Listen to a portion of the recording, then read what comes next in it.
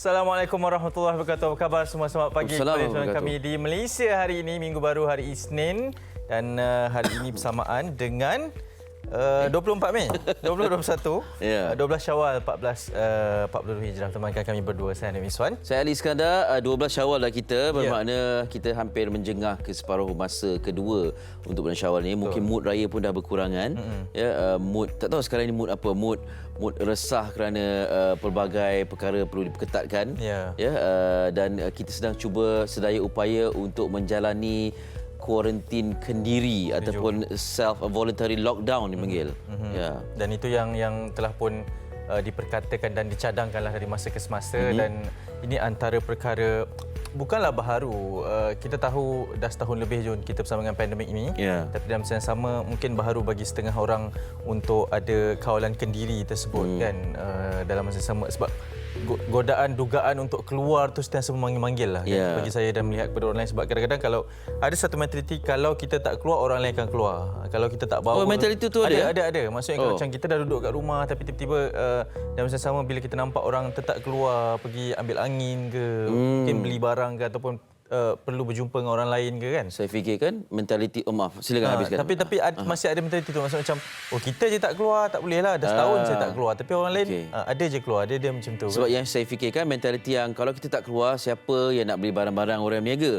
Sebab sektor ekonomi masih lagi dibuka. Walaupun jangka masa tu dipendekkan daripada pukul 10 hingga pukul 8, masih lagi ada keperluan untuk perniagaan itu berjalan kan. Jadi kalau kita tak keluar, siapa nak beli? Tapi itulah dilemanya kita. Yang penting sekali ialah kita dengar semakin lama semakin banyak kes kematian pun meningkat. Kes dah hampir mencecah, kes aktif mencecah 7,000. 7,000 lah kita ni. 7,000 sehari. Dan ramai yang berkongsi tentang statistik antara negara, dan kita dah macam kalau podium tu kita di podium lah. Ya, betul. Kita dah ada ranking lah. Dah ada ranking lah, podium position lah kita ni. Dan ini bukan posisi yang kita akan banggakan, yang kita perlu banggakan. Dan semalam juga telah ditayangkan wawancara khas sama dengan Yang Amat Perdana Menteri berkaitan dengan cabaran untuk menguruskan situasi pandemik ini. Kita fahamlah, dan ini mungkin yang kerap kali juga diperkatakan bahawa ini cabaran pertama kali bagi setiap negara, setiap manusia. Generasi sekarang ini pandemik yang pertama dilalui oleh semua orang kan. Dan yang terakhir pun beberapa abad yang dahulu. Dan ini antara intipati yang diperkatakan juga adalah berkaitan dengan keseimbangan cabaran di antara ekonomi dan juga kesihatan. Ya, betul. Dan dalam setahun ini benar ramai yang mahukan total lockdown, PKP sepenuhnya juga.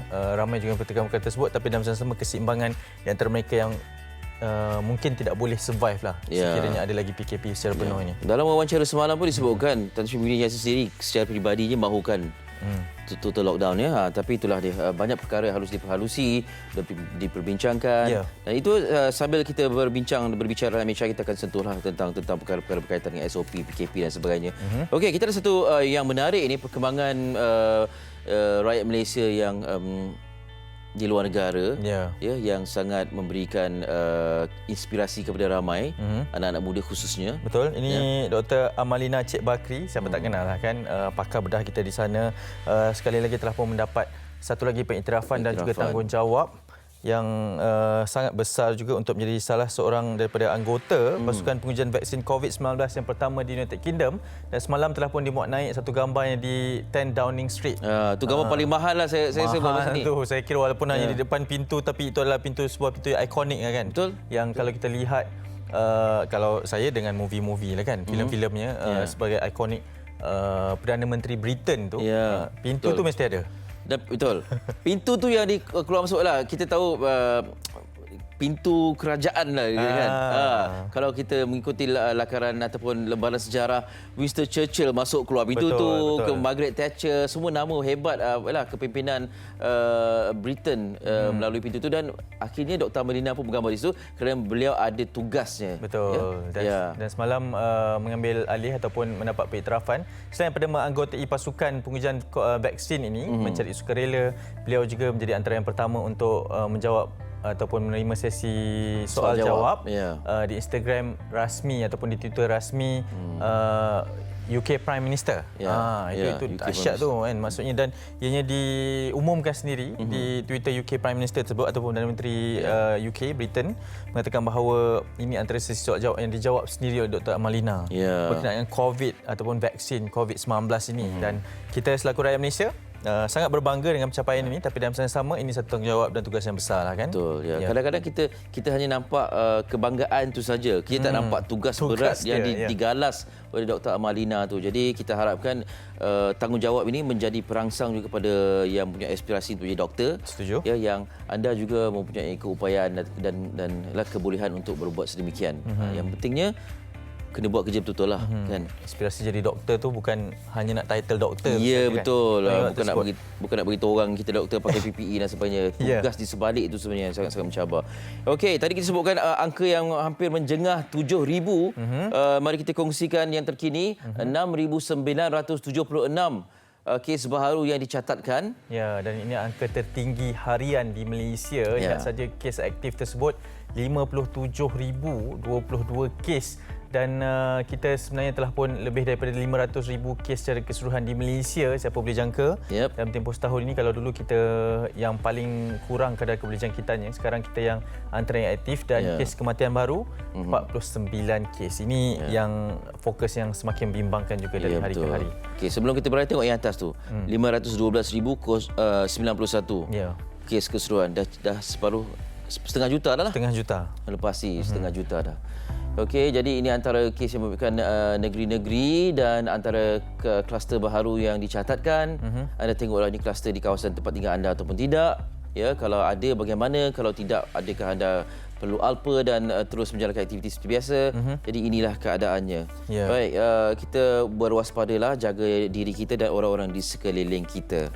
Kalau tidak ada keperluan, jangan keluar. Jangan keluar, tak perlu keluar. Tapi yalah, kita perlu seimbangkanlah maksudnya kan sekarang. Kalau perlu keluar pun segala kawalan kendiri itu perlu dilakukan. Sebab kita je yang boleh tahu sejauh mana jarak kita, selama mana kita berborak dengan orang, pakai ke tidak pelitup muka tersebut kan. Kita sekarang ni kawalan kendiri itu memang sangat penting lah. Okey, kita nak teruskan. Ini beberapa perkongsian di Dadak Akhbar. Saya mulakan terlebih dahulu di berita harian. Ini di muka hadapannya dipaparkan ataupun dipamerkan berkaitan dengan temu bual eksklusif semalam oleh Yang Amat Berhormat Perdana Menteri Tan Sri Muhyiddin Yassin mengatakan bahawa Perdana Menteri yakin imuniti kelompok dapat dicapai akhir tahun ini. Antara poin-poinnya juga berkaitan dengan SOP PKP tidak statik, bersifat dinamik kerana situasi pandemik sentiasa berubah dan rakyat disaran amalkan sekatan pergerakan kendiri untuk elak jangkitan. Perdana Menteri berkata keyakinan untuk mendapatkan imuniti kelompok berikutan jaminan bekalan vaksin yang ditempah dikatakan akan sampai seperti dijadual. Dimaklumkan bekalan vaksin sudah mula sampai, bahkan akan sampai lebih awal daripada jadual. Jadi sasaran untuk mendapatkan imuniti kelompok di negara ini akan dapat dicapai sebelum akhir tahun ini. Berikutan jaminan perjalanan bekalan vaksin yang tempah akan sampai dan ini juga membolehkan kerajaan untuk berusaha membekalkan vaksin kepada hospital dan pihak swasta bagi mempercepatkan pemberian vaksin kepada rakyat. Antara perkara yang turut ditekankan seperti yang kita maklumkan setelah tadi di halaman kedua adalah berkaitan dengan laksana sekatan pergerakan kendiri dan ini memang sangat disarankan terutamanya oleh Tan Sri DG kita berkaitan dengan kawalan kendiri diri sendiri. Kita faham ada juga sekatan ataupun kekangan kepada rakyat yang mungkin tidak boleh duduk di rumah sahaja, perlu keluar untuk mencari pendapatan. Kita faham itu juga, jadi perlu seimbangkan juga berkaitan dengan perkara-perkara yang ditetapkan ini. Okey, ini di halaman kedua dan juga boleh baca juga di halaman ketiga berkaitan dengan ekonomi yang diperkatakan dijangka untuk menjadi semakin baik selepas daripada konsep keseimbangan ini yang dilakukan. Okey, ini infografiknya mengapa tidak PKP menyeluruh yang diperkatakan. Sekali mungkin berkaitan dengan ekonomi lah dan juga faktor kesihatan. Okey. Ya, banyaklah juga jawapan telah diberikan oleh Perdana Menteri semalam rintitan daripada luahan rakyat Malaysia khususnya melalui media sosial ini. Okey, itu di berita harian. Di berita harian. Okey, saya nak ke NST dulu ke macam mana Boleh? Kita ke NST dulu.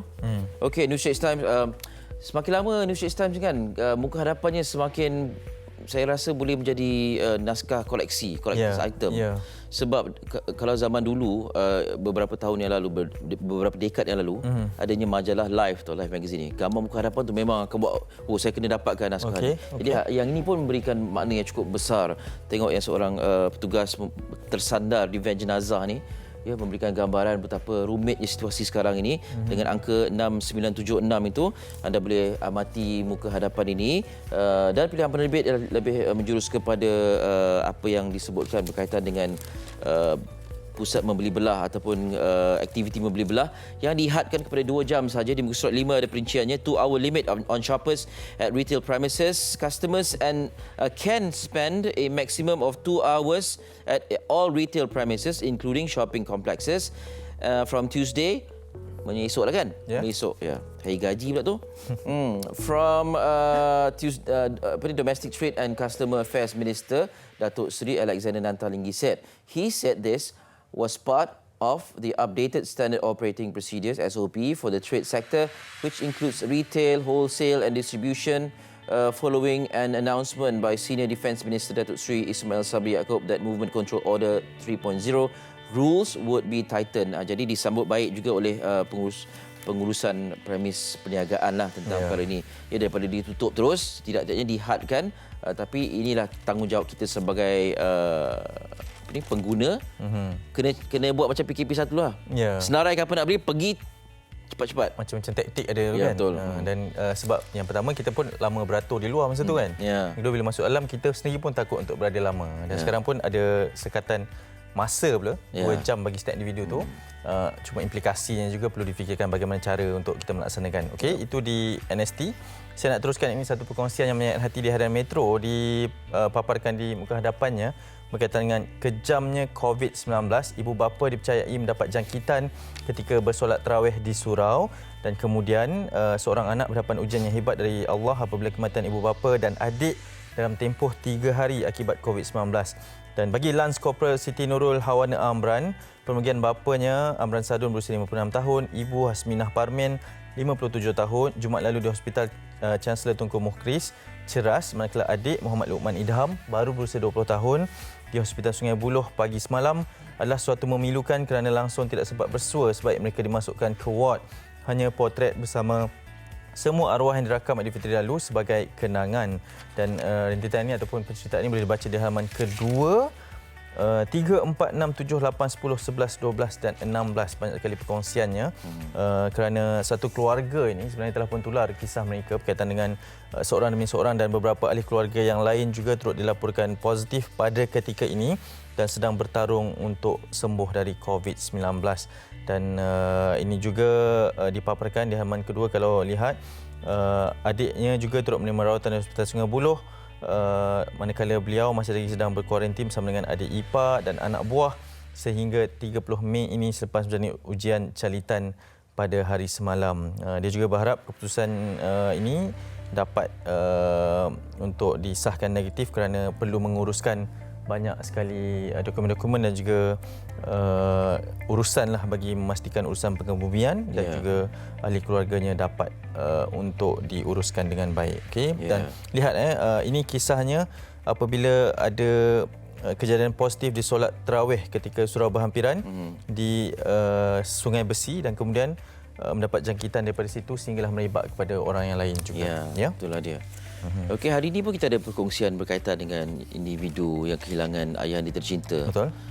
Ekoran COVID ini, dan pengisahan yang dikongsikan ini sangatlah menyayat hati. Cuma sejauh mana terkesannya kita bila kita baca cerita ni, nanti kita akan kongsikan lebih lanjut. Okey, jadi itu antara perkongsian di Dada Akhbar, antara NST dan juga Metro. Okey, kita nak teruskan, ini satu lagi perkongsian berkaitan dengan PKP 3.0 yang akan bermula secara rasminya esok. Ada beberapa perkara yang telah pun ataupun bakal diperketatkan. Untuk itu kita ingin mendapatkan penjelasan sedikit dengan lebih lanjut berkaitan dengan perkara ini. Antaranya adalah berkaitan dengan sekatan tambahan bagi kurangkan pergerakan rakyat. Untuk itu bersama dengan kita di panggilan video adalah Encik Muhammad Hafiz Abdul Rahim, Timbalan Pengarah Majlis Keselamatan Negara MKN. Assalamualaikum, selamat pagi Tuan. Waalaikumsalam warahmatullahi. Selamat pagi. Selamat pagi. Apa khabar? Baik, Alhamdulillah. Ya, Cik Hafiz, terima kasih kongsi bersama dengan kami dan sebagai permulaan barangkali boleh dikongsikan tentang sekatan tambahan ini dan kita nak memastikan ia berkesan. Silakan. Bismillahirrahmanirrahim. Assalamualaikum warahmatullahi wabarakatuh. Kepada semua penonton MBSI. Okey, straight to the point lah. Pertamanya, Menteri Kanan Tahanan dah umumkan syarat ketat SOP PKP 3.0. Pertamanya, saya ingin imbas balik asas rukun SOP tu. Ingat balik, pakai mask, penjarakan, cuci tangan, mas sejahtera. Perkara ini mesti diulang-ulang sebab kadang-kadang ada yang lupa, ada juga yang kena compound.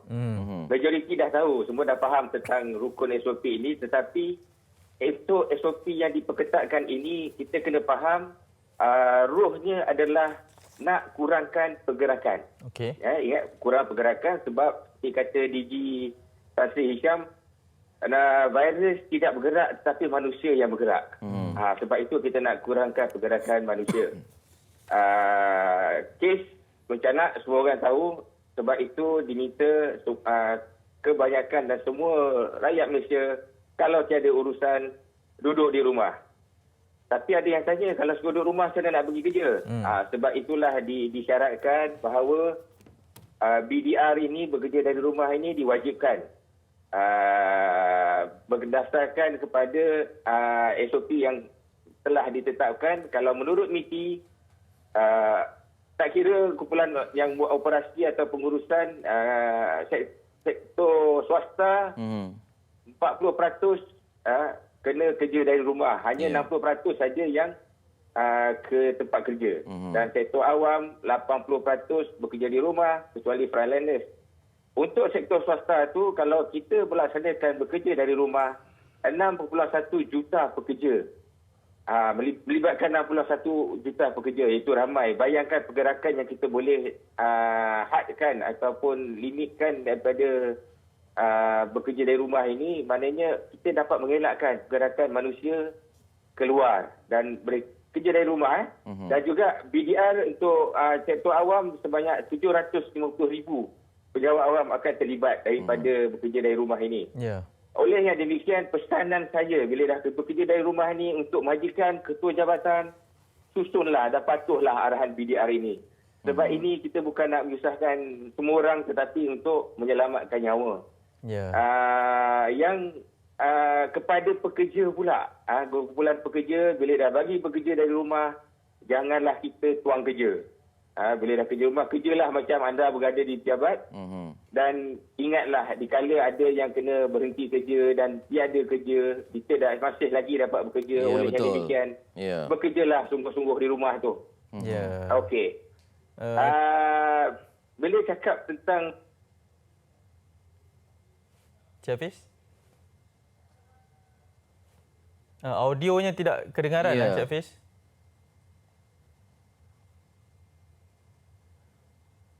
Okey, tak apa, sementara kita dapatkan audio daripada Encik Hafiz. Jadi itu satu pesanan sangat penting sebenarnya. Apabila dibenarkan ataupun diwajibkan untuk bekerja di rumah, maknanya bekerja. Bekerja, ya, bukan dari rumah saja. Kerja tu perlu diselaraskan juga kan.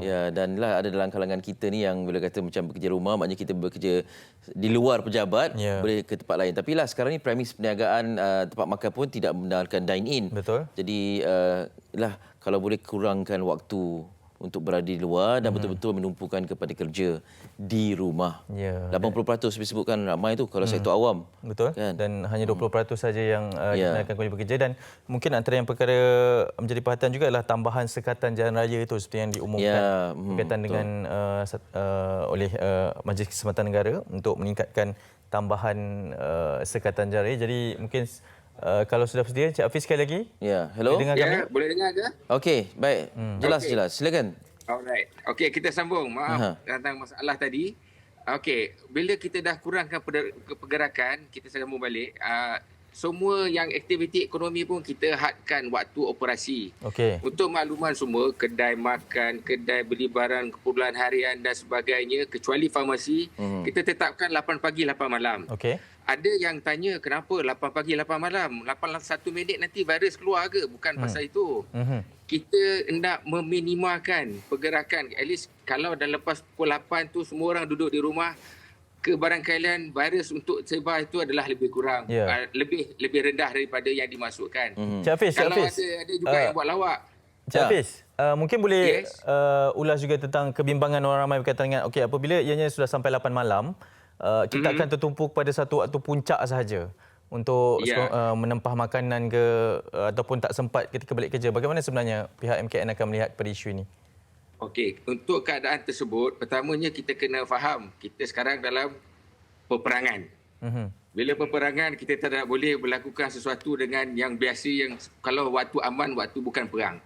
Oleh yang demikian, kalau kita dah tahu kita pukul 8, dah tak boleh order dan sebagainya, tolonglah rancang dan juga buatlah persediaan yang betul-betul rapi. Kerana SOP ini cadangan kita, kalau semuanya berjalan lancar, hanya pada 25 Mei hingga 7 Jun saja.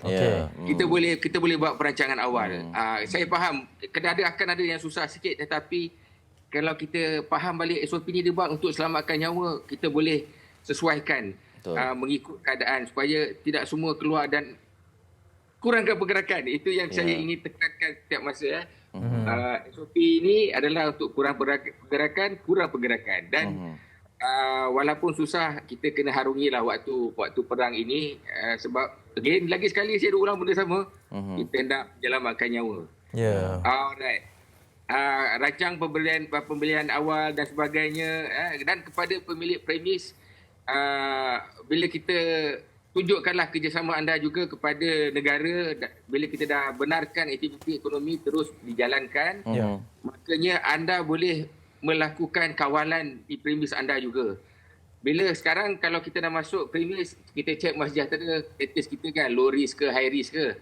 Dan kemudian selain daripada itu, pemilik premis, bila orang dah cek MySejahtera itu, mesti wajib paksa dia pakai hand sanitizer. Sebab kadang-kadang ada yang lepas scan MySejahtera itu, dia terus masuk je. Hand sanitizer dia tak pakai. Kita terus suruh dia pakai itu, sebab itu adalah langkah-langkah tambahan untuk kita mengurangkan jangkitan COVID-19 ini. Dan juga bila dalam premis, kalau rasa-rasa dah ramai, dah penuh dan tidak boleh melakukan penjarakan tu, ambillah tindakan sendiri, hadkan kemasukan sementara tunggu orang keluar, baru kita benarkan masuk dan sebagainya. Tidak perlu tunggu daripada kerajaan dan sebagainya, kita boleh buat sendiri. Baik, okey. Yalah, sebab perkara ini jelas kan, atas mau tidak mau je pemilik premis ini bertindak. Sebab kadang-kadang kita masih lagi lihat premis-premis yang tidak, pintu masuk tu tidak jaga pun. Kan mengharapkan individu atau pelanggan datang untuk scan sendiri dan kemudian menggunakan sanitizer. Tidak ada sebarang nasihat yang diberikan. Ya, kerana mereka menganggap bila dah masuk, pintu masuk mall tu dah ada orang jaga. Betul. Jadi ya, ini perkara-perkara yang harus dilihat jugalah. Encik Hafiz, terima kasih banyak ya. Barangkali ada perkara-perkara yang perlu dikemas kini, kita akan hubungi lagi. Boleh. Terima kasih banyak. Selamat jalan ke tugas. Assalamualaikum. Terima kasih. Waalaikumsalam. Encik Muhammad Hafiz Abdul Rahim, Timbalan Pengarah Majlis Keselamatan Negara. Yalah, dengar macam berulang, tapi ini penting. Betul. Itu kata ingat mengingatkan.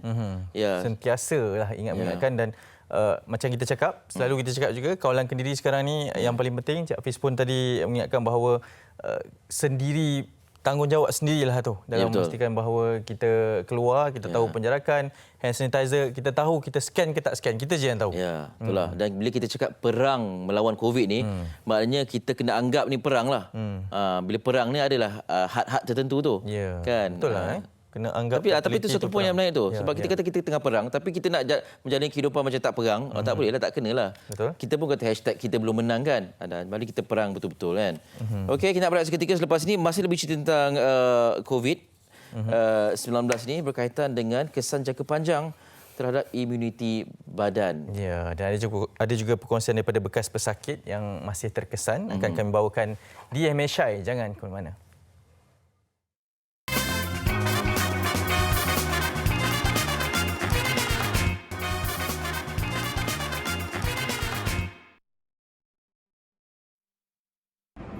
Ada kenalan saya yang pernah dijangkiti COVID-19 beberapa bulan lepas. Dia ada bagi tahu saya yang dia rasa kesan tu kesan jangka masa yang panjang. Bila dia nak buat kerja tu rasa macam berat sangat nak buat kerja. And then bila dia buat kerja tu pun rasa pening-pening. Dia pernah rasa letih tapi dia susah untuk tidur. Lama juga dia rasa macam ni, dia cakap. And then sampai sekarang rasa tu berkurang tapi masih ada.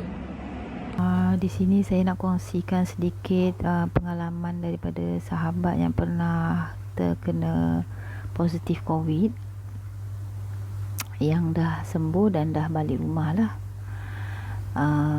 Walaupun dia bebas daripada COVID, tapi kesan sampingannya pada diri dia, selera makan jadi kurang, tak macam dulu dah. Kemudian dada kadang-kadang rasa sempit, masih lagi rasa tak selesa, dan kadang-kadang rasa macam mual. Macam kesukaran nak bernafas tu ada. Like if you like do work or do things macam you nak angkat barang ke apa, you akan feel the tighten to your chest. Even after saya dah discharge, tapi saya still lagi ada rasa sakit-sakit sendi, susah nak tidur. And even saya dah check dengan doktor pun, doktor kata normal lah, dah tak ada sakit dah. Baik, kepada kami di Malaysia hari ini, dan baru saja dipaparkan berkaitan dengan perkongsian beberapa bekas pesakit, pengalaman dan juga mungkin rakan mereka yang berkaitan untuk berhadapan dengan COVID-19 ini dan apa kesan jangka panjang selepas disahkan sembuh dan pulih daripada jangkitan ini. Untuk itu, kita ingin berbicara mengenai perkara ini sebagai pemahaman dengan lebih lanjut juga persediaan kepada mereka, apatah lagi sekarang kes jangkitan semakin tinggi dari hari ke hari. Untuk itu kita ingin bersama dengan Datuk Dr. Suresh Kumar Chidanbaram, Ketua Jabatan Perubatan dan Pakar Perunding Kanan Hospital Sungai Buloh, bersama dengan saya di panggilan video. Selamat pagi Datuk. Selamat pagi. Ya, apa khabar? Baik. Terima kasih kerana sudi bersama dengan kami. Mungkin sebagai permulaannya, Datuk boleh kongsikan berkaitan dengan topik yang kita bawakan berkaitan isu kesan jangka panjang terhadap imuniti badan bekas pesakit COVID-19 ini. Apa realiti sebenarnya, Datuk? Silakan.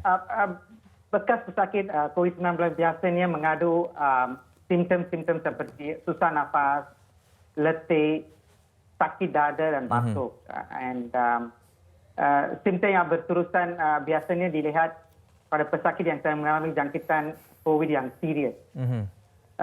Pesakit yang telah dimasukkan ke hospital untuk tempoh masa yang panjang akan ambil masa yang lebih lama untuk pulih daripada simptom-simptom seperti ini. Tetapi juga pesakit dengan jangkitan COVID yang ringan yang mengalami simptom yang berlanjutan juga. For example, saya bagi contoh, satu kajian di Italy, 83 pesakit dengan COVID, jangkitan COVID yang serius mengalami simptom-simptom seperti ini.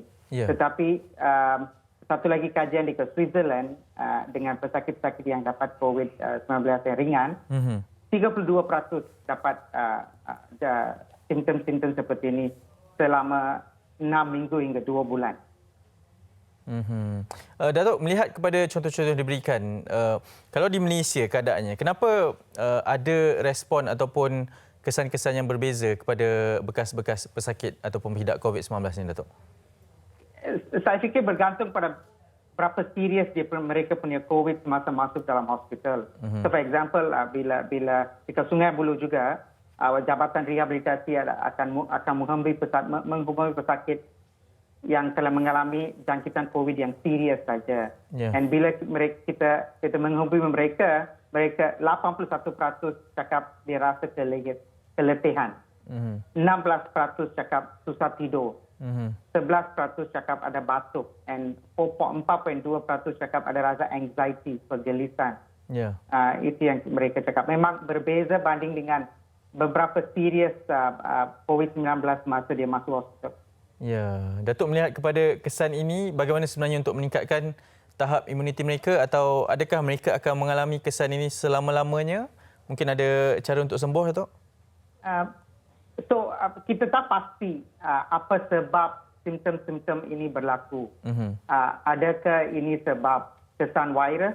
Adakah sebab kesan rawatan diberi? Atau kesan imun sistem kita sendiri? Kita tak pasti lagi. Kita masih lagi buat kajian. Tapi biasanya simptom-simptom ni akan hilang dalam 2 atau 3 bulan. Datuk, adakah perkara ini ataupun simptom ini, kesan jangka panjang ini perlu menjadi satu kerisauan kepada mereka yang baru pulih daripada COVID-19 ini? Setakat ni ada. So saya punya nasihat ialah, selepas sembuh daripada COVID-19, take it easy. Jangan bergesa-gesa untuk kembali kepada kerja harian anda. Anda mungkin mengalami masalah bernafasan ketika berjalan pantas atau menaiki tangga, tapi masalah ini akan hilang sedikit demi sedikit. Tetapi jika simptom-simptom ini menjadi lebih teruk, semakin hari pergi jumpa doktor anda. Tapi biasanya akan hilang dalam 2 atau 3 bulan. Be patient. Itu yang saya nasihat kepada mereka. Ya, Datuk melihat kepada nasihat-nasihat dan juga panduan-panduan ini, sebagai mungkin ada bekas pesakit yang bersama kita di MSI pada pagi ini, di mana rujukan yang terbaik untuk mereka dapatkan berkenaan dengan info-info berkaitan dengan kesan pasca COVID-19 ini, Datuk?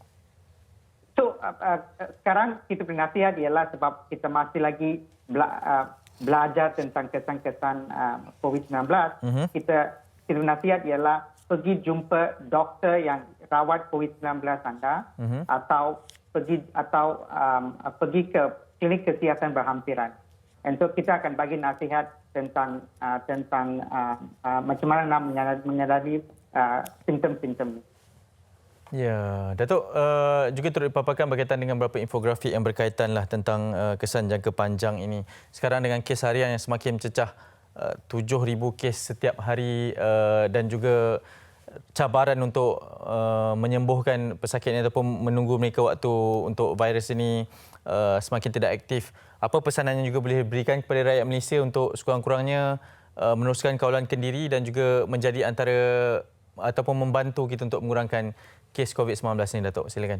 I know what I say is very boring, tapi paling berkesan ialah melindungi diri daripada jangkitan COVID. Elakkan 3C, crowded places, confined places, close conversations.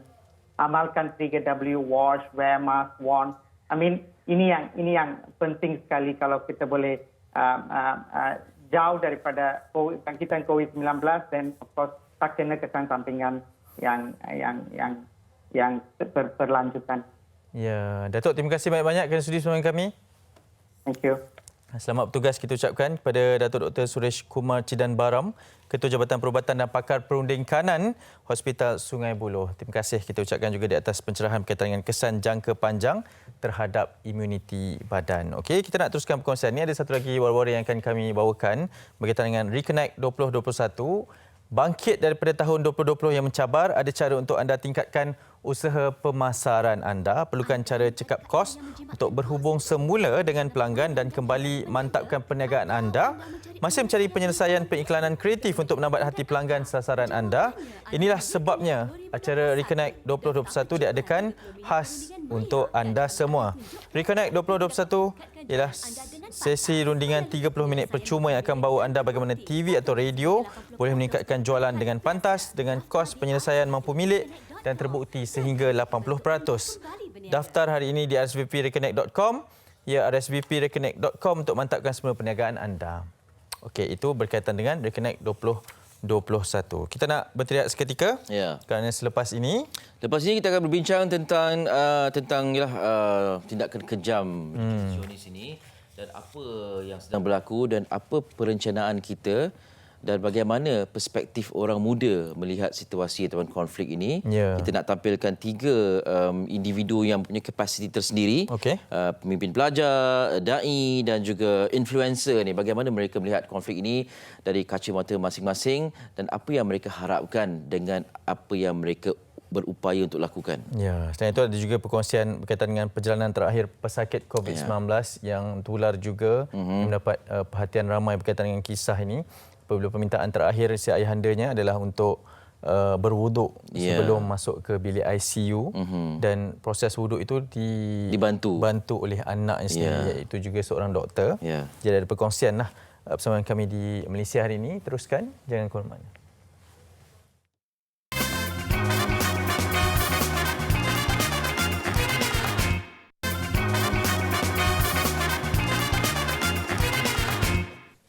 Okey, kembali dalam Malaysia hari ini dan seterusnya kita masih lagi berbicara tentang konflik Israel-Palestin yang menyaksikan kekejaman dilakukan sebelum ini beberapa hari dan akhirnya diputuskan gencatan senjata. Jadi sedikit sebanyak ada berita gembira. Soalnya sekarang ialah hala tuju ke mana? Dan bila kita akan betul-betul menyaksikan adanya perdamaian di kawasan yang bergolak ini. Dan kita nak mendapatkan perspektif dari golongan generasi muda yang telah pun ataupun kalau sebelum ini golongan yang generasi terdahulu seperti saya dan mak ayah saya dan sebagainya melihat ataupun mendapatkan perkhabaran tentang pergolakan ini secara terus daripada agensi media antarabangsa atau media luar negara sahaja. Sekarang ini era media sosial, pelbagai perkongsian ya daripada agensi media maupun individu persendirian dimuat naik ataupun dikongsi secara langsung menerusi media sosial. Jadi kita nak dapatkan perspektif golongan muda ni tentang situasi ini dan apa harapan mereka daripada apa yang berlaku dan mereka ni dengan kapasiti masing-masing. Kita nak bersama dengan 3 individu. Seorang ialah Irfan Mahzan. Beliau ialah Setiausaha Agung Pertubuhan Demokrat Sosial dan Muda, kira pemimpin pelajar ni. Hello, Assalamualaikum Irfan. Waalaikumsalam. Apa khabar? Pagi. Sihat, Alhamdulillah. Alhamdulillah. Terima kasih sudi bersama dengan kami. Seorang lagi ialah Ustaz Azam Al-Kankari, pendakwah yang tidak asing lagi, berasal dari pentas da'i. Assalamualaikum Ustaz. Waalaikumsalam warahmatullahi wabarakatuh. Ali Iskandar sihat ke? Sihat Alhamdulillah. Ni di Muar ke? Lama tak jumpa. Itulah dia. Di Tangkak Johor. Johor. Lama tak jumpa ni. Itulah dia. Tipu saya. Terima kasih banyak sudi untuk bersama dalam ruang forum ini. Dan seorang lagi lahir dan membesar di Amerika Syarikat, kemudian sekarang menetap di sini, berdarah campur dan seorang influencer yang sedang menempuh nama ni. Nama beliau ialah Aliza Kim. Assalamualaikum Sister Aliza. Waalaikumsalam warahmatullahi. Good morning, everyone. Good morning. How are you doing? Alhamdulillah. And yourself? We're doing good here. Alhamdulillah. Thank you very much for being on the show. Saya nak mulakan dengan Irfan lah barangkali ya, sebagai pemimpin pelajar. Setakat ini bagaimana anda melihat situasi yang berlaku dan bagaimana penerimaan golongan muda seperti anda? Saya melihat social media memainkan peranan yang amat besar dalam usaha advokasi tentang kesedaran isu kemanusiaan, krisis kemanusiaan yang berlaku di Palestin, di Gaza. Dan kalau kita lihat beberapa minggu ini, ramai orang muda di social media bersolidariti bersama-sama. Walaupun kita lihat di luar negara sana, terdapat banyak usaha-usaha unjuk perasaan dilakukan di bandar-bandar besar. Tapi di Malaysia, kerana kita ada masalah COVID dan sebagainya, kita bersolidariti bersama di social media. Sehingga kan kita punya dikatakan tentera-tentera social media kita ni trending beberapa hari. Sehingga kan ada satu hashtag koyak to you too yang disasarkan kepada penyokong-penyokong Israel. Dan social media betul-betul membantu untuk kita membuka ruang awam dalam berbincang tentang isu ini. Kerana social media juga memainkan peranan dalam menyalurkan maklumat secara telus dan teruslah. Okey, baik. Saya nak tanya Aliza dahulu. Aliza, you were born and raised in the States, right? And then That's right. And now you're staying in Malaysia. While you were growing up, how much of awareness did you have when it comes to the conflict between Israel and Palestine? When I was growing up, I don't remember much about it at all. I didn't really know much at all. I actually have a story. I actually went to Jerusalem on a religious tour. I was a Christian before this. I became Muslim about 8 years ago. And even when I was there, I saw the gates and I saw everything because we actually were able to drive. My tour bus was able to drive from Jerusalem into the Palestine area. So we went past Gaza, we went to Bethlehem like that. But to tell you the truth, my worldview was very narrow. We didn't learn about these things. I still didn't know until, not even 5 years ago about this conflict. So I would say that growing up in America, the worldview was still very narrow, not very wide at all. Okay. Now that you're a Muslim, so does becoming a Muslim change the worldview, or because you've learned something else about the conflict or the situation? I think it definitely becomes deeper and it tugs at the heartstring a lot more.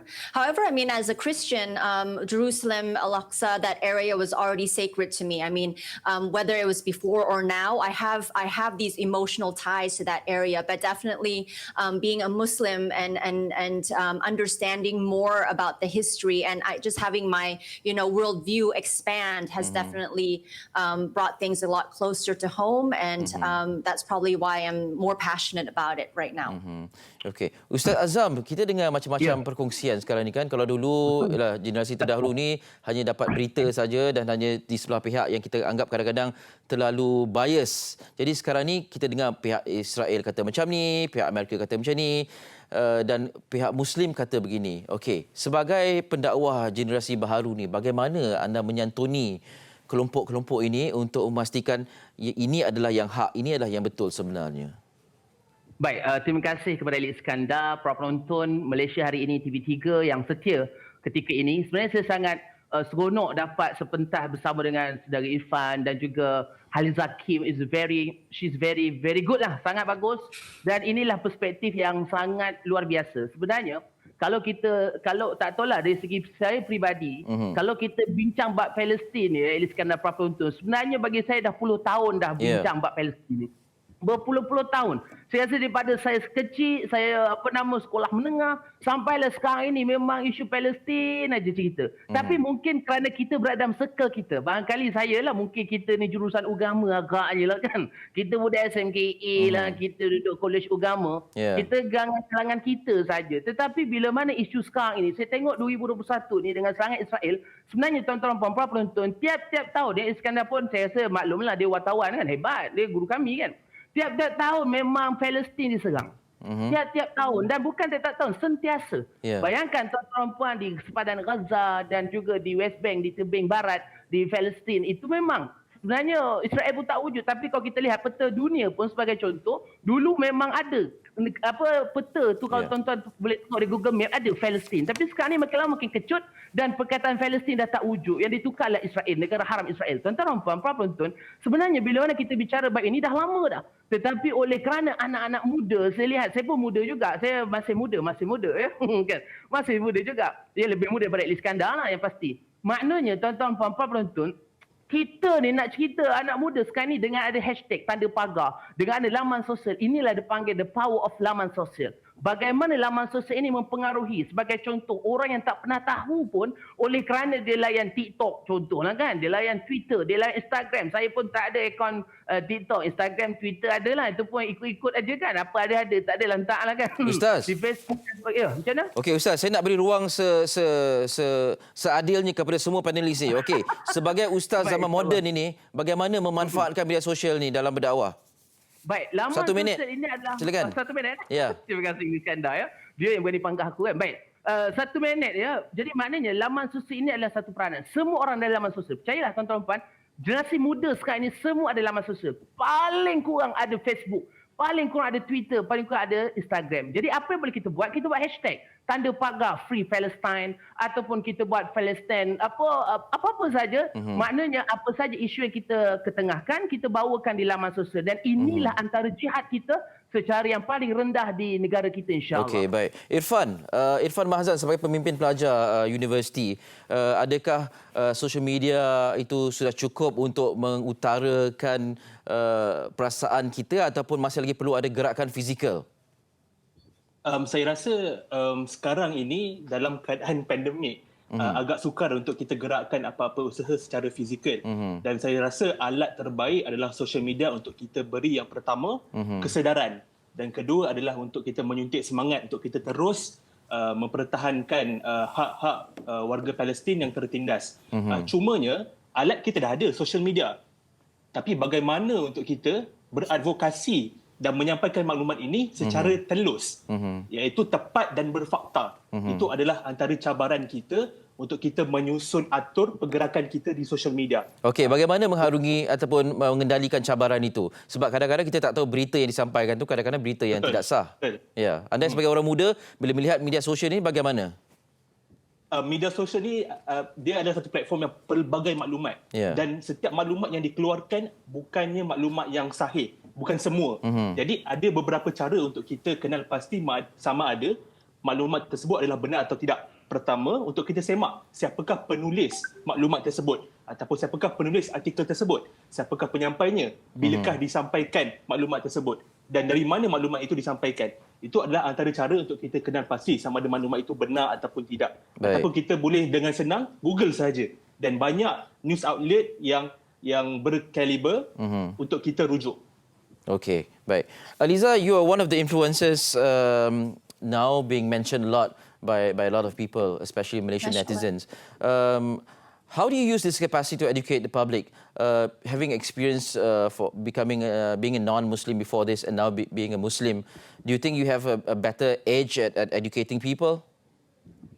I don't know if I have a better edge, but I think maybe I have a slightly different way of doing things in that I know that a lot of the influencers, they're reposting a lot of the scenes from Gaza and different scenes. I do that a little bit, but for me, what I find important is to be very respectful. I don't post pictures of bodies at all, and I try to bring in different perspectives. So I try to bring in those world perspectives, whether it's from Jews who are speaking out for Palestine or Christians who are actually Palestinian Christians. So I bring in those different views so that people can have a more holistic viewpoint and then they can decide for themselves what is the truth. Because being an influencer and being a non-Muslim before, of course, I have some online family members who are not Muslims as well. Yeah. So I want them to also know different perspectives and see things in a different way.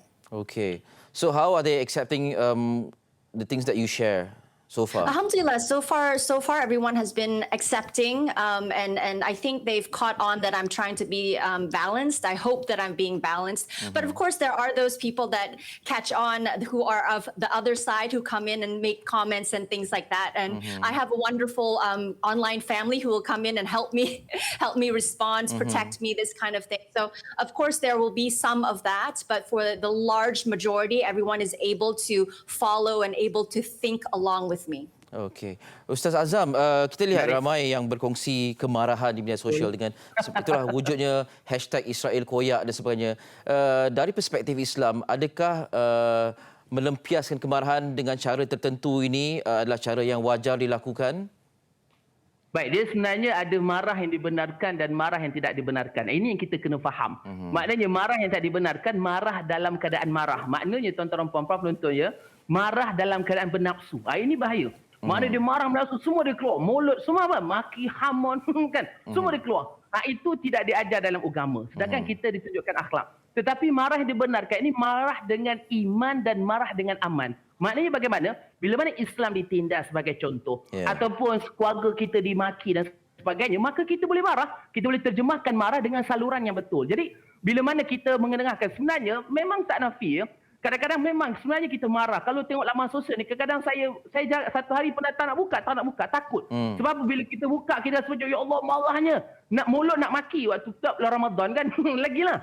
Kalau lagi-lagi sekarang ni kan. Jadi, maknanya bagaimana perasaan kita. Kita boleh terjemahkan perasaan, tetapi janganlah kita salurkan pada perasaan yang salah. Ini yang kita kena belajar. Jadi, sebagai contoh, mungkin dengan laman sosial, waktu yang sama secara offline. Mungkin tuan-tuan puan kita boleh buat basikal. Sekarang ni mungkin juga boleh buat bendera Palestin dan sebagainya. Gantung, kemudian kita sebarkan melalui laman sosial.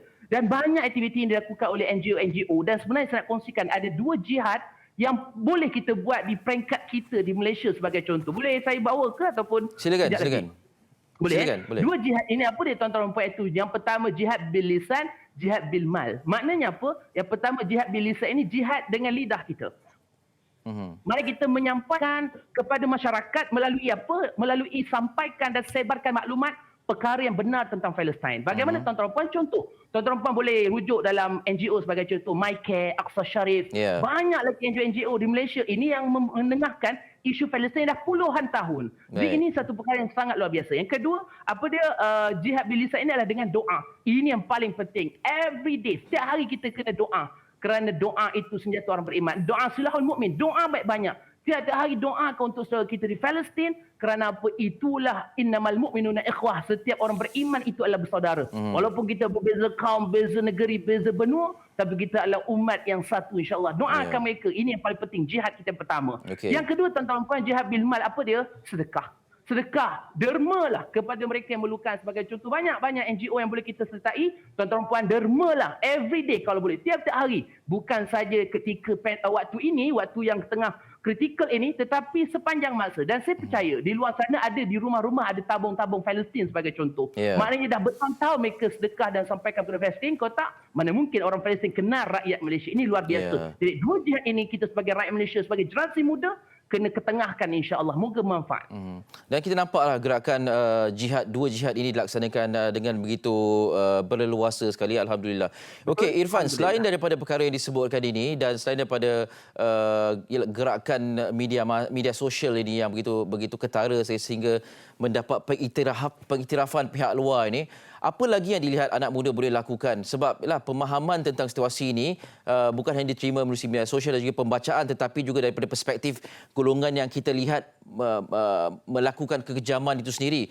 Saya nak bawa contoh perbincangan antara Caprice dengan dua orang warga Israel yang mencetuskan polemik, yang mengatakan ini satu perbincangan yang sebelum ini kita jarang dengar sebab kita dengar terus daripada mulut individu berkenaan. Jadi apa yang boleh dipelajari dari situasi ini dan bagaimana golongan muda terus meneruskan pemahaman ini untuk membentuk satu gagasan yang baharu bila bercakap tentang keganasan rejim Zionis dan juga membebaskan rakyat Palestin ini? Saya kira sekarang ini bukan hanya peperangan fizikal di sana, tetapi juga adalah peperangan maklumat, di mana kita ada maklumat daripada pihak Zionis Israel dan juga maklumat daripada mereka yang pro kepada rakyat Palestin. Jadi kita perlu sedarkan mereka-mereka di luar sana tentang maklumat-maklumat ini dan kita membezakan antara mereka. Dan kedua adalah bagaimana untuk kita teruskan momentum. Adalah untuk kita sedar bahawa isu Palestin ini bukan sahaja isu yang dekat dengan hati umat Islam, tetapi juga adalah isu kemanusiaan sejagat. Jadi jika kita faham tentang maksud tersebut bahawa itu adalah isu kemanusiaan sejagat, jadi mesej ini yang perlu disampaikan kepada semua pengguna-pengguna sosial media agar mereka tidak merasakan bahawa isu ini hanyalah eksklusif untuk umat Islam sahaja. Jadi kita sampaikan mesej itu adalah kemanusiaan sejagat. Okey, baik. Liza, I'm sure you are aware of this hashtag Koyak Israel and whatnot. Are you? Yep, I am. Okay, how do you view the reactions that is portrayed, the reactions that are portrayed on social media, and is this the way to go, or we can do better, or there are other ways that you think we can pursue? In terms of the hashtag, of course, it's. I didn't understand what it means at first because, of course, it's in BM. I don't know BM, but of course, sometimes whether we like a hashtag or not, it's important to come together and band together, united, so that we can have a better impact. In terms of the reaction online, especially from Malaysians, I'm very, very proud of the Malaysians. Of course, the outpour of love and support, and even, inshallah, anger for the sake of Allah towards everything that's going on. But I have to remind everyone that even in our anger, we have to maintain our adab. Right now, the whole world has their eyes on all of us, right? Not only they have their eyes on all of us, but all of their hearts, or not all of their hearts, but many, many of their hearts are with us because they see the atrocities, right? So this is a time to not go overboard with, the profanities and the bad language and the bad attitude. Even when we're angry, we have to maintain Muslim character and make sure that we are rising above, even in our disgust. But for the most part, the outpour has been beautiful, but we really need to now watch our words and now really, strengthen ourselves and see how we can push forward for not only, support and donations, but really push forward for that solution. What is that solution that needs to come out? Okay. How do you make sure that this movement is not temporary or is not seasonal? I mean, I can only speak for myself. For myself, I'm going to put it into my content pillars. So influencers, we have content pillars where we post on certain things. So for me, of course, I'm going to make this one of my content pillars, and I'll be posting regularly about it. But of course, not only about Palestine, but also our Uyghur brothers and sisters, our Rohingya brothers and sisters. We have to keep raising awareness about this as well. But since Palestine right now is the top, the hot issue, of course, we do focus on this, and we hope with the ceasefire, things are not going to repeat. History is not going to repeat. A solution needs to be now pushed forward. Okey, baik, akhir sekali Ustaz Azam dikongsikan tadi jihad bilisan kemudian bilmal, ya, dua perkara ini. Satu perkara yang Aliza sebutkan yang menarik perhatian ialah adab kita bila melempiaskan kemarahan ini. Barangkali boleh dikongsikan juga pencerahannya sedikit. Baik, sebenarnya bila mana kita nak marah ini, dia sebenarnya ada beberapa kategori marah. Saya tak tahulah masa berapa lama, tapi nak kongsikan ada 4 jenis, ya, 4 jenis manusia marah ni. Pertama, tuan-tuan puan, dia memang jenis cepat marah, cepat reda. Ini luar biasa. Maknanya dia cepat marah, cepat reda. Dia marah tapi redanya cepat. Itu lain lah. Yang kedua, ada yang jenis lambat marah tapi cepat reda. Ini luar biasa. Ini orang yang baik. Okay, ada juga yang jenis lambat reda. Panjanglah. Ya, okey. Untuk konteks ini yang marah yang mana-mana yang elok, ya. Yang eloknya adalah biarlah marah bertempat dalam keadaan iman dan aman. Time for English, ya, ini yang paling penting. Kerana apa? Bila mana kita beranggapan bahawa marah ini, kadang-kadang kita marah boleh terjemahkan kemarahan kita, tetapi marahlah dengan cara yang benar. Ini kadang-kadang marah, maki-maki, hamun, itu bukan cara yang sebenarnya. Kita boleh marah dengan mendoakan dia, ataupun kita marah dengan cara macam itulah, koyak kan, sampai dia koyak. Jadi maknanya kita marah dengan cara yang sangat berprinsip, sangat berakhlak, dengan penuh iman dan aman. Itu yang paling penting. Kerana marah ini ada prinsip dia. Dia tak boleh suka hati marah, dan itulah yang cantik dalam agama kita, insya-Allah. Itu yang kita sewajarnya menjadi teladan kepada yang lain. Kalau betul marah pun ada adabnya, ya. Okey, pastinya banyak boleh kita bincangkan tentang situasi ini dan juga perkara-perkara lain. Saya seronok mendapatkan anak muda bertiga ini. Apa pun terima kasih banyak. Irfan, terima kasih. Selamat berjaya. Terima kasih. Aliza, thank you very much and all the best to you. Alhamdulillah. Thank you so much for having me on. Assalamualaikum everyone. Thank you. Waalaikumsalam. And also Ustaz Azam, terima kasih banyak-banyak, ya. Selamat menjalankan tugas juga. Terima kasih semua kepada tim produksi Malaysia. Assalamualaikum. Assalamualaikum. Itu dia Irfan Mahzan, Setiausaha Agung Pertubuhan Demokrat Sosial, Ustaz Azam Al-Kankari dan juga Aliza Kim. Baik, ini perkara yang anak-anak muda katakan. Okey, dan kita nak beralih ke perbincangan berikutnya. Hanif, berkaitan kita kongsikan tadi iaitu perjalanan terakhir salah seorang pesakit COVID-19 yang mendapat perhatian umum apabila perkongsian ini terutamanya tular dan juga disaksikan oleh ramai orang dengan kisah inilah. Jadi kita berjaya mendapatkan anak kepada bekas pesakit ini ataupun Allahyarham Insinyur Kamarul Bahrin Muhammad. Anaknya adalah Dr. Sakinah Kamarul Bahrin. Bersama kita secara panggilan telefon pada pagi ini. Assalamualaikum, selamat pagi Doktor. Assalamualaikum. Ya, apa khabar? Sihat, Alhamdulillah. Ya, yang pertama terima kasih kerana sudi bersama kami. Salam takziah juga kami ucapkan di atas pemergian ayahanda yang tercinta baru-baru ini. Mungkin saya kurang dengar sikit, perlahan suaranya. Terima kasih kerana sudi bersama kami. Salam takziah juga kami ucapkan di atas pemergian ayahanda pada baru-baru ini, Doktor. Mungkin sebagai permulaannya, sebab saya percaya ramai sekali yang telah menyaksikan perkongsian-perkongsian yang diberikan oleh Doktor dan juga ahli keluarga. Secara ringkasnya mungkin boleh kongsikan berkaitan dengan bagaimana keadaan sekarang ini. Ibunda juga dilaporkan masih lagi dalam kuarantin dan juga dalam pemerhatian pada ketika ini, Doktor. Alright, Bismillahirrahmanirrahim. Moga Allah guide saya punya kata-kata.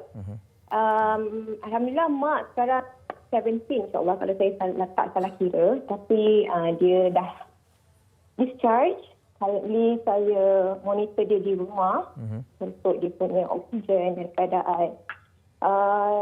Kami dah bawa dia pulang pada malam abah meninggal sebab I don't think she can survive in the ward alone after the news.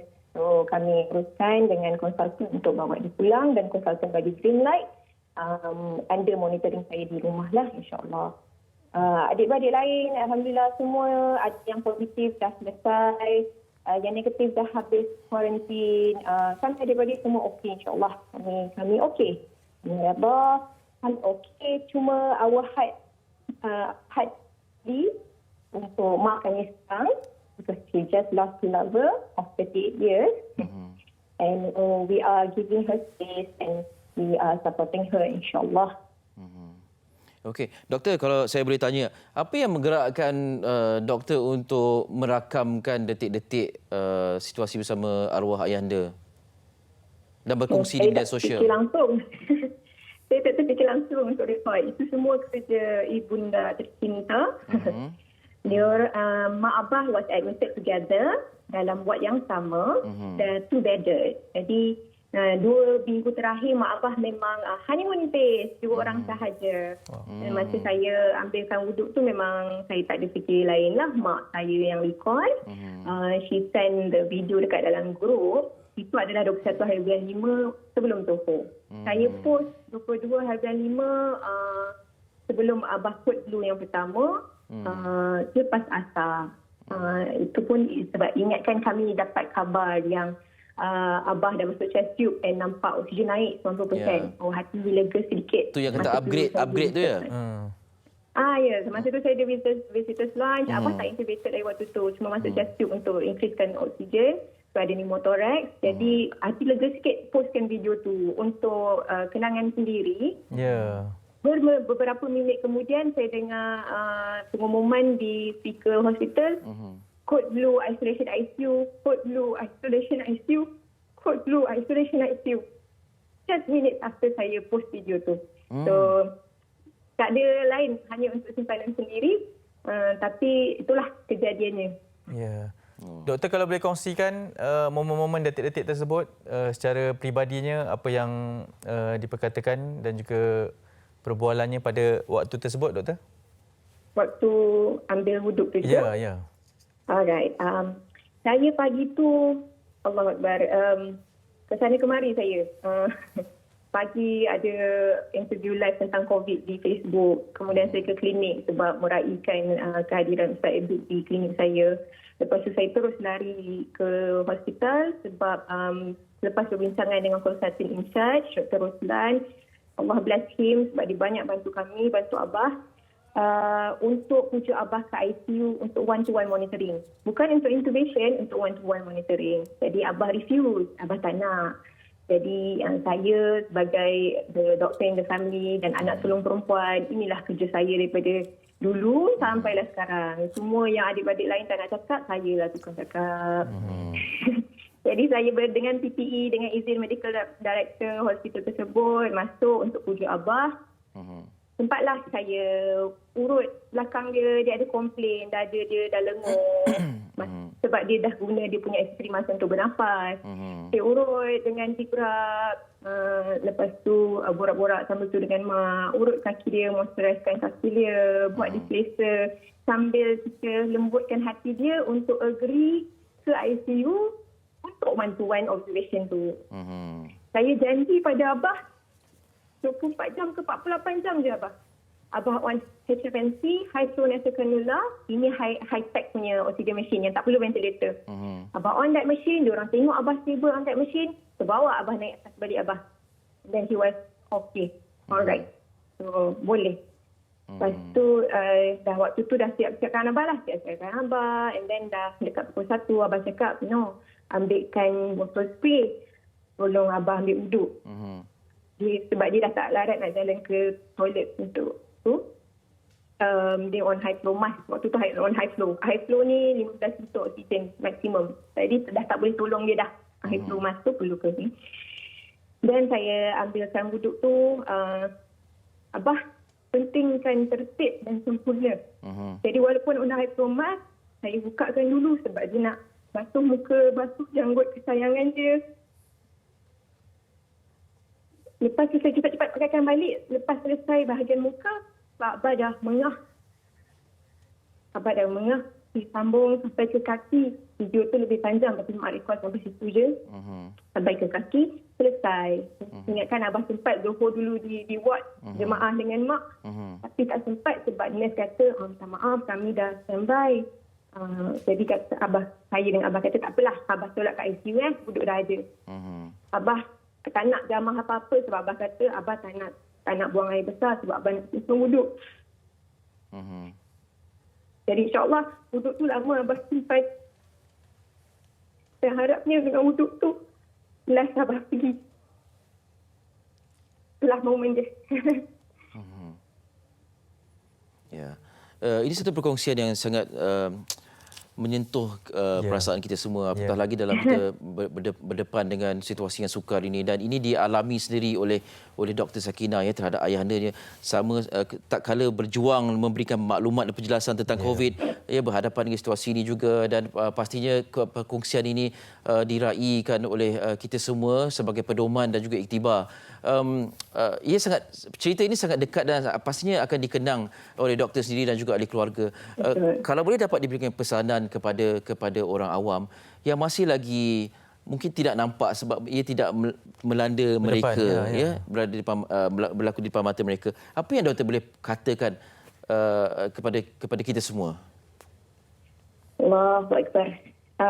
Antara reason saya rasa Allah letak saya dalam situasi ini supaya bila dalam perjuangan saya menyampaikan kesedaran tentang COVID ini, orang tak boleh cakap, doktor ni sembang je. Orang tak boleh cakap macam tu sebab saya alami sendiri, kedua-dua ibu bapa positif. Abah pergi fighting the disease dan 7 ahli keluarga lain positif. Dan yang lain terpaksa dikuarantin, dan saya sendiri swab berkali-kali kerana apa? Kerana rantaian ni tak putus-putus. Lepas orang positif, orang yang negatif tu terpaksa sambung lagi 10 hari. Seorang positif, seorang kena sambung lagi. Rantaian ini yang kita kena putuskan di dalam komuniti di negara Malaysia. Rantaian inilah yang bawa masalah pada kita sekarang. Macam mana kita nak putuskan rantaian ni? Allahu Akbar, SOP. Just follow the SOP. KKM dah bentangkan cantik macam mana you nak self-lockdown yourself yang sekarang ni. Sekarang ni kan, lockdown yourself, macam mana you nak buat. Dah bagi dah guideline, you cuma perlu ikut je. You don't have to fikir apa logik di belakangnya. Bolehlah nak tanya, tapi bukan persoal. Biarlah orang lain yang tak follow SOP tu. Kalau 10 orang follow, seorang tak follow, kita boleh capai the aim dan putuskan rantaian ni.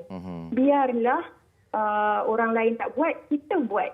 Kalau semua orang fikir kenapa orang tu boleh, aku tak boleh, habislah. Memang tak boleh, takkan putus rantaian ni. Jadinya kita yang adult saya dan Hanif mungkin boleh survive the infection. Tapi berhentilah kita fikirkan diri kita sahaja. Berhentilah selfish. Kita nak lindungi diri kita supaya kita boleh lindungi keluarga kita. Kita boleh lindungi semua. Jadinya selain SOP yang sekarang yang kita dah temui, alhamdulillah, the breakthrough adalah vaksin. Pergilah vaksinasi diri anda jika anda ni tak ada contraindication untuk ambil vaksinasi ni. Janganlah duk pilih-pilih, fikir-fikir, tangguh-tangguh. Kerana semua yang dirisaukan tentang vaksin tu sangat sikit, rendah risikonya berbanding dengan penyakit tu sendiri. Kita nak lindungi diri kita supaya kita dapat lindungi ayah-ayah kita, mak-mak kita, orang tersayang kita, ya, anak-anak orang lain. Betul. Okey, baik. Doktor, terima kasih banyak atas perkongsian ini. Kita doakan doktor sekeluarga tabah dengan dugaan ini dan terus cekal menjalankan tugas juga, ya. Terima kasih banyak. Terima kasih. Terima kasih. Assalamualaikum. Assalamualaikum. Ya, itu dia Dr. Sakinah Kamarul Bahrin, antara barisan hadapan juga, tapi dalam sama berhadapan dengan cabaran yang sangat hebat dalam keluarganya. Okey, itu perkongsian berkaitan dengan perjalanan terakhir pesakit COVID-19. Kita nak beristirahat seketika. Selepas ini nak bersama dengan Nona. Adakah program ataupun apa? Selepas ini di MHI.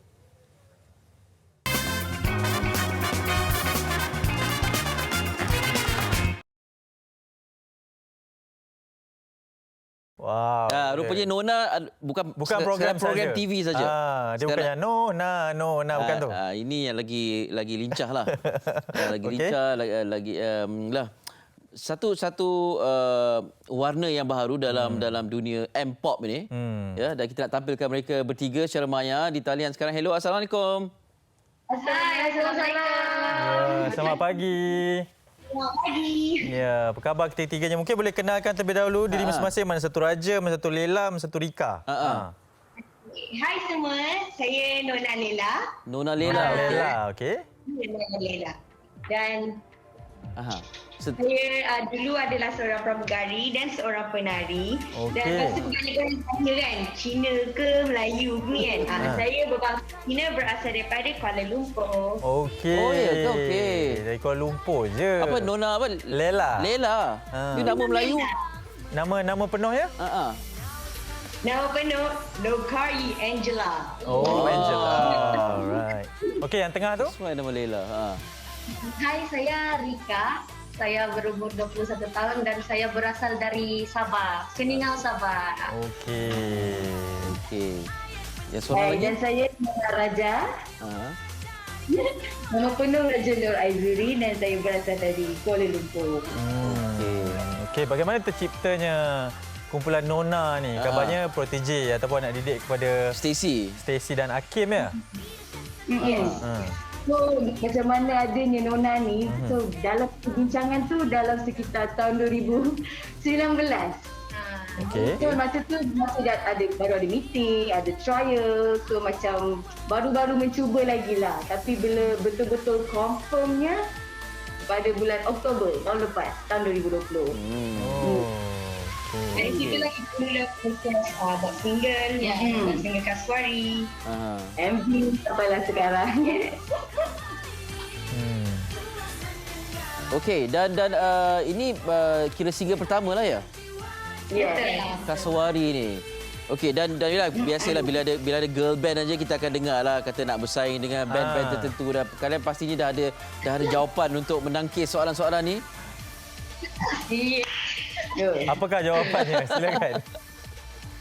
Okey, so kalau bagi kita orang pula, kita orang tidak beranilah untuk membanding-bandingkan sebab kita orang pun baru. So apa yang kita orang cuma harapkan semoga kita orang pun dapat support dan rezeki seperti mana semua support lah kat luar situ dan boleh diterima oleh pendengar-pendengar di luar sana. Suka dengan kita orang. Baik. Okeylah. Kalau tidak tak meriah lah kan.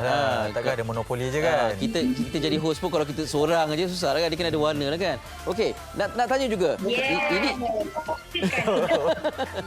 delay agak delay sikit. Tak apa kita faham. Okey. Katanya anak didik Stacy dan juga Hakim. Stacy tu saya faham lah sebab Stacy pun lincah juga orangnya. Yang Hakim ni dia sebagai mentor dia macam sebab dia image dia rock kan. Bukan jalan-jalan. Dia orang mau tu kalau abang Hakim dia mau tu bagi penjelasan macam mana menyanyi juga macam tu. Guide orang dia. Pemahaman dalam nyanyian bukan saja dalam genre pop dance tapi keseluruhan lah sebagai seorang performer. Okey, kalau mungkin ada yang bertanyakan berkenaan dengan apa kekuatan Nona ni sebenarnya, apa yang ditawarkan oleh Nona dalam industri ni? Macam Lela dengan Raja, kita orang asalnya memang penari. So, boleh katakan itu adalah kita punya strength kita. Dan pada Rika pula dia memang seorang penyanyi daripada mentor Milia. So kita gabungkan, kita tak boleh janjikan yang indah-indah tapi apa yang kita boleh cakap kita boleh bagi yang terbaik lah. Untuk berkarya. Baik. Maknanya package menari dan menyanyi dah ada di situlah ya. Okey, nama Nona tu siapa yang bagi? Atas perbincangan jugalah. Nona ni nama yang klasik kan dan kita awet-awet muda.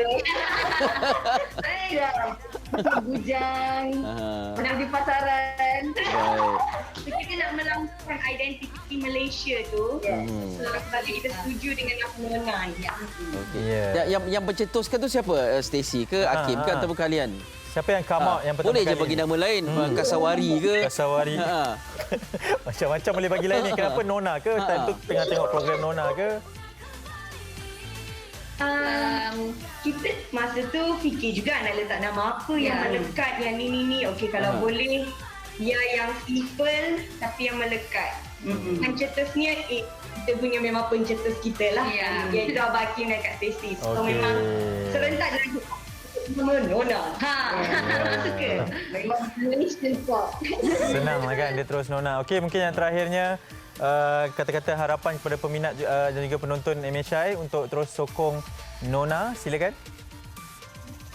Okay, thank you so much untuk semua yang support Nona dari awal sampailah sekarang. Walaupun kita baru tapi korang bagi semangat tu memang terbaik and buat kita lagi rasa macam nak bagi lebih lagi lepas ni. So korang tolong jangan berhenti untuk terus support kami. InsyaAllah kami janjikan untuk yang lagi terbaik. Love Nonation! Terima kasih juga kepada Hai sebab sudi jemput kami yang baru-baru ni dan juga kepada entertainment rezeki ni. Thank you. Terima kasih banyak. Selamat Maju Jaya. Terima kasih. Selamat Hari Raya. Dia apa tadi? No Nation No Nation? No Nation tu apa? Fan dia. Fan dia. Dahsyat. Gerakan. Okey, bye-bye semua. Terima kasih. Jaga diri. Terima kasih. Assalamualaikum. Kita dah sampai penghujungnya. Nona menutup tirai. Nona menutup tirai. Nona menutup tirai MHI pada pagi ini. Itu antara simbolik yang menarik. Esok kita akan bawakan pertandingan vaksinasi. Pendaftaran yang agak kurang memberangsangkan daripada warga emas yang baru dibuka semalam. Ya, betul. Kenapa masih lagi rendah? Kita dah berikan penerangan dan penjelasan. Nanti kita akan bincang lebih lanjut. Okey. Terima kasih kerana sudi bersama kami. Ingat jaga diri. Yang paling penting adalah kawalan kendiri. Dalam apa cara kita lakukan, ingat hanya kita je yang tahu sama ada kita ikut, patuh ataupun tidak pada SOP tersebut. Ingatlah orang tersayang. Selalu. Assalamualaikum. Bye-bye. Bye.